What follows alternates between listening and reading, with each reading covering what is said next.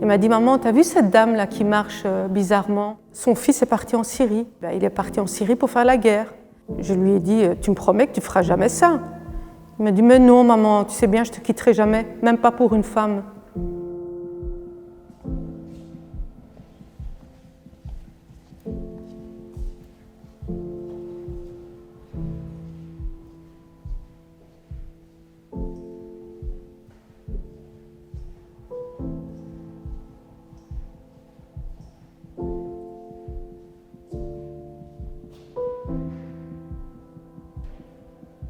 Je m'appelle Salia Ben Ali, j'ai 49 ans, j'habite à Bruxelles, je suis maman de 4 enfants. Et donc en 2016, mon fils a été jugé, donc il a un dossier comme étant terroriste. Eh bien, Sabri, c'était quelqu'un de très sociable, très fidèle à ses amis. Et il a été un très grand basketteur, il a intégré l'équipe nationale jusqu'au moment où il a décidé d'arrêter, c'était quelques semaines avant de partir pour la Syrie. Sabri a commencé à changer à partir du début du Ramadan 2013, mais il était déjà en contact avec des jeunes venus d'Anvers, des extrémistes salafistes. Le groupe s'appelait Sharia for Belgium, et donc ils sont venus dans le quartier à Vilvoorde prêcher la suprématie musulmane. Le prêcheur Fouad Belkacem, il osait justement montrer du doigt ce qui n'allait pas dans la société belge. Et ça a impacté énormément de jeunes durant les périodes où les contrôles de police, de faciès, etc. étaient excessifs. Il y avait un certain Jean-Louis Denis, donc un Belge converti à l'islam, qui était le lieutenant bruxellois, on va dire, de Sharia for Belgium sur Bruxelles. Et c'est lui qui avait la mission de recruter. Il a été repéré par ce Jean-Louis à cause de sa gestuelle quand il priait. Il regardait un peu à droite à gauche pour voir s'il faisait comme tout le monde. Donc on n'est pas venu aborder le jeune en lui disant « Viens, tu vas aller faire le djihad en Syrie ». Non. On est venu l'aborder en lui disant « Ah, tes parents, c'est style musulman soft ou modéré. Mais tu sais, dans l'islam, il n'y a pas d'islam modéré ou soft. Nous, on va t'apprendre le vrai islam. » Il se retrouvait dans un appartement et c'est là qu'avaient lieu les séances d'endoctrinement. Donc on faisait passer des vidéos et les jeunes absorbaient en fait. Et moi, ce qui m'inquiétait, c'est que je le voyais de moins en moins. Pour lui, la prière, elle devait se faire à la seconde même. Quand j'étais en voiture avec lui, il coupait le son de la radio, de la musique.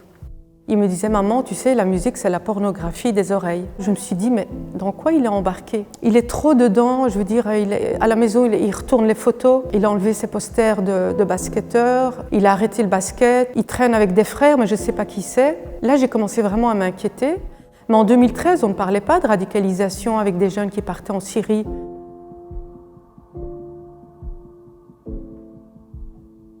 Je tape radicalisation et je tombe sur une vidéo YouTube de Jean-Louis Denis qui avait exactement mot pour mot les mêmes propos que mon fils. Tarot, tawhid, injustice, discrimination, corruption. Donc le lendemain matin, je descends dans sa chambre et là je vois son lit vide et je crie. Le 17 août 2013, mon petit-fils Mehdi, qui avait 13 ans à l'époque, me dit « Maman, il y a quelqu'un sur Messenger. » Donc moi je prends le clavier, je dis « Sabri, c'est toi ?» Il me dit « Oui, c'est moi, maman. » Il me dit « Maman, je suis en Syrie, au Chem. » Donc lui, il m'écrit « Je suis en Syrie », moi je lis « Je suis mort ». Il m'a recontacté une semaine après pour me dire « Voilà, tu n'auras plus de mes nouvelles pendant quelque temps. » Combien de temps? Il m'a dit « Je vais quelque part, je ne peux pas te le dire. Et si je ne reviens pas, on se reverra au paradis. »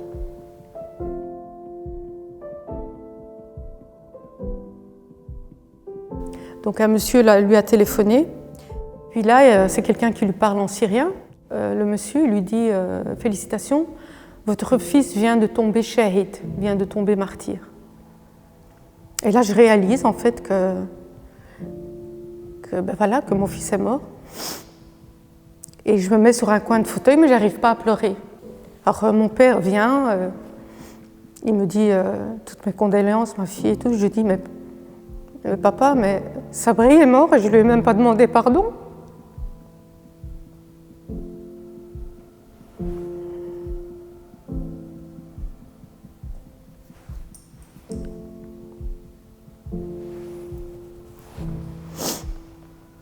Il me dit, mais c'est à lui à te demander pardon.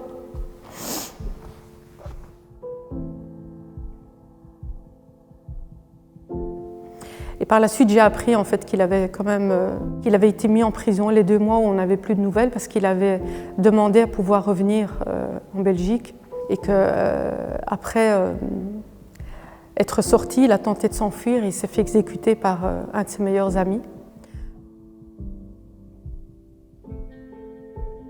Depuis 2013, je milite pour sauver des jeunes et pour prévenir, sensibiliser.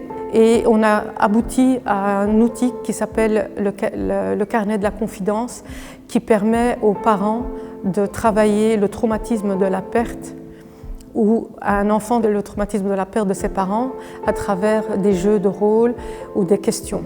Parce qu'il n'y a pas plus fort que le témoignage pour changer les choses et la manière de faire ressentir émotionnellement le message, c'est d'écouter les personnes concernées, les victimes par exemple des attentats, les proches, les familles des auteurs des attentats, ceux qui sont partis commettre les attentats, ceux qui sont partis en Syrie. Voilà, donc moi je crois en l'humain et mon objectif c'est de sauver le monde et de sauver tous les enfants.